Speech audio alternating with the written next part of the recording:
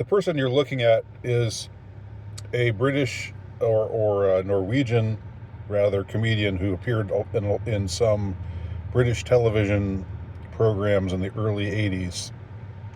Apparently, although some dispute that he ever existed, and his stage name was Roy J.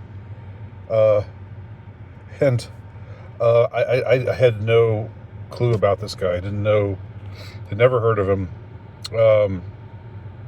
until it came to my attention via the algorithm that they were talking about him on 4chan. Apparently, the story goes that somebody on 4chan saw something of his, looked him up, tried to enter his name into a search engine, got no results, and then a few hours later tried again, and results were everywhere this time, and he even had a Wikipedia page. So there's all kinds of crazy, bizarre theories now about Roy J. It's really quite fascinating that maybe he never existed. Maybe he's something invented by AI. Maybe it's all part of an experiment to try to weave this fictitious character into history, or maybe he's some kind of demon. He's if you watch him, he doesn't strike me as terribly demonic. He just seems kind of goofy, a kind of goofy, corny comedian. He's a little strange. He's a little kind of oddball, but nothing sinister that registers to me as sinister about him. Nevertheless, that's how some people take him, or feel about him, and feel about his what they find out about him online in various obscure, now obscure television shows on British TV in like 80, 82, 83, 84, around that time. So his name is Roy J. Excuse me. Look him up if you're interested. Just type it into the search engine, and you're in for some entertainment. However you feel about this whole notion of him not even really existing, and these kind of bizarre theories about him. It's fascinating whichever way you look at it, and it's kind of it's interesting in a meta sort of way. I believe that's what I take from this whole suspicion that people have about this again, just incredibly obscure sort of character who becomes the locus of of so much angst online. Again, however you feel about it, I'm not scornful of it. I don't look down on it. I'm not convinced, but I don't know. It could be, and I'm not someone who's I think I'm pretty open-minded about possibilities about this kind of stuff. I definitely I'm a Mandela effect believer. I don't know what causes it, but I know I've had my own experiences with it, and I've recorded videos about it, and those videos are usually very divisive. Some people just think I'm wasting my time and making an idiot of myself by even talking about it, and they're just never gonna watch me again. And others are on the same page with me, and also have their own experiences, or at least find it interesting, or plausible, or whatever. What I thought of when I watched when I watched these videos about Roy J, and the 4chan controversy over him. I thought of the movie Wag the Dog, which I have talked about before. When I saw the movie Wag the Dog back in 1997 when it came out, a movie that was written by David Mamet, great famous playwright,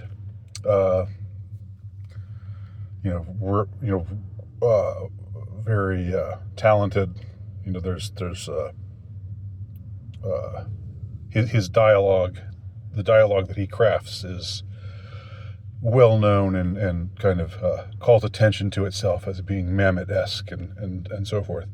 So Mamet wrote the screenplay for this movie, Wag the Dog, which is about this incident in which a president running for re-election has this sex scandal, and to divert attention away from it, and this was before anything with Bill Clinton happened. It was before Monica Lewinsky and the subsequent attack on an aspirin factory somewhere in where was it, Africa or whatever, a couple days later after the story broke, which everybody compared to Wag the Dog at the time, with justice. But so in order to distract people from the president's sex scandal, they create this war. They say, we've got to go to war with Albania, and they just concoct this whole thing from whole cloth, and they use special effects, and they're like green screen and to create a battle scene and show what makes the Albanian regime dangerous and why we have to have regime change in Albania. And all the while that I was watching that movie at the time, and I go into this in my review of Wag the Dog. At the time, I remember thinking, this would be really crazy if the world were really like this. That was how I felt about it in 1997. What if our leaders really were this so without scruple and so clever and so capable, and they had all these tools at their disposal to just fabricate things, to just fabricate the news. Wouldn't that be something if we lived in a world like that? I'm laughing at myself, but I'm also it was common sentiment at the time. It was like, people weren't as what's the word? Weren't as skeptical, weren't as cynical, weren't as it was a time where conspiracy theorizing, if you will, was much less common. And so this was, at the time, I think Wag the Dog wasn't really seen as a ripping a veil away from what the elites are actually doing to us. And of course, when I watched it more recently, within the last couple of years, that was the only thing I thought of was, yeah, this is totally a revelation of the method. This is totally. And I don't know how much David Mamet knows or doesn't know as a writer. Although I guess maybe I'm alleging that he must know things that, as an insider, as an entertainment industry insider, he must know things. But I don't, I don't know exactly who I'm finding culpable or who's responsible. But it does seem to me so clearly now when you watch Wag the Dog that that's what it is. It's ripping the veil away and saying, this is what they're doing. This is what they do. This is exactly what they do. This is not set in a world where things are are a little bit crazier than they are here. This is set in our world. This is what's happening to us right now. This is what our ruling class and the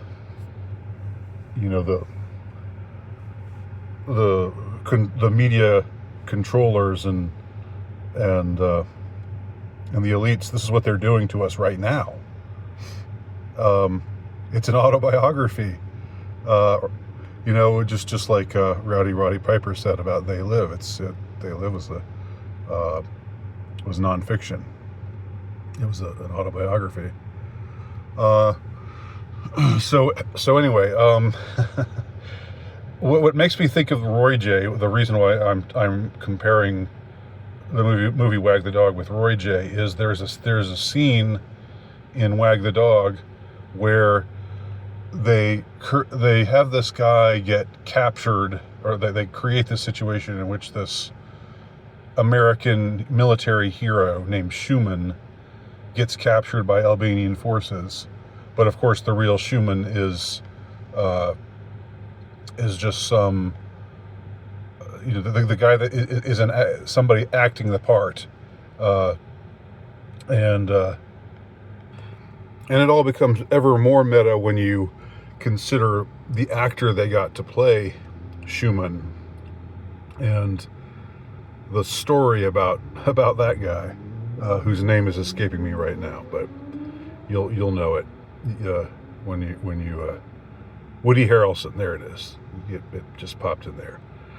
So Woody Harrelson plays this guy who's supposedly this military hero, but he's actually I can't remember if he's just some criminal or anyway, he's just kind of nuts. He's just somebody that they're using to represent what they want him to represent, and then they're gonna just get rid of him and say that he died a hero in Albania. And they create this situation where they have their agents going around saying, wasn't there a song back in the 30s, like a blues song called Good Old Shoe? And so they start a whisper campaign about this song that supposedly actually existed in the 30s that didn't actually exist. But then they record a song and they slip it into the Library of Congress, and then that song gets quote unquote found by the media, and the media starts playing it, and it's like it becomes this sort of like what Tie a Yellow Ribbon became for the hostages in Iran. It becomes this this song that everybody thinks of when they think of the necessity of deposing the Albanian regime. They think about this Good Old Shoe song, and they dedicate it to the memory of the hero Schumann, who supposedly died at the hands of the wicked Albanian dictator and his regime. So they create this song and they make it a part of history, even though it was never a part of history, and people just accept it. They say, oh yeah, I kind of remember that, even though like people who were old enough who were actually alive in the 30s who didn't actually remember it convinced themselves that they remembered it, because, or at least believed that it was really out there, that it was really a song, because who would believe that it was just created whole cloth by the media industrial complex and then recorded in a studio in the 90s and then made to sound like a scratchy old blues record from the 30s. Who would believe that? So it must be real, right? And so the normalcy bias, which we still have, which I still have, and I think that you stick. I'm going to stick with what seems most reasonable until proven otherwise. So my tendency is not to think that Roy J is some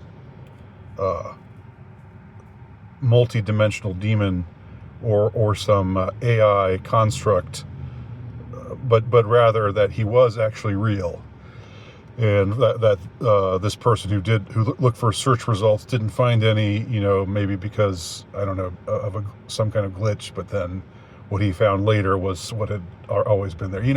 I'm gonna just believe that until conclusively proven or shown otherwise, until I'm convinced otherwise, because you stick with what's most plausible first,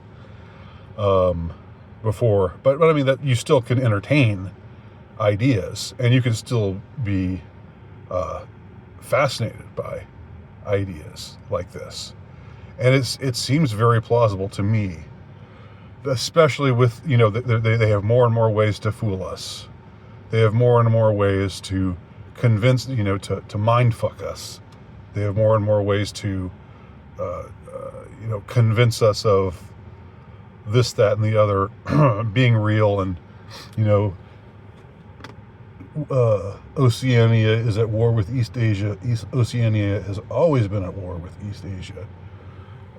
Just even though just yesterday Oceania was at war with Eurasia, but it changed overnight, and now all of reality, all of the conflicting records go down the memory hole, or become residue, as the Mandela effect people call it. So yeah, it's very interesting, the issues that are raised by this whole Roy J. Controversy, if you want to call it that.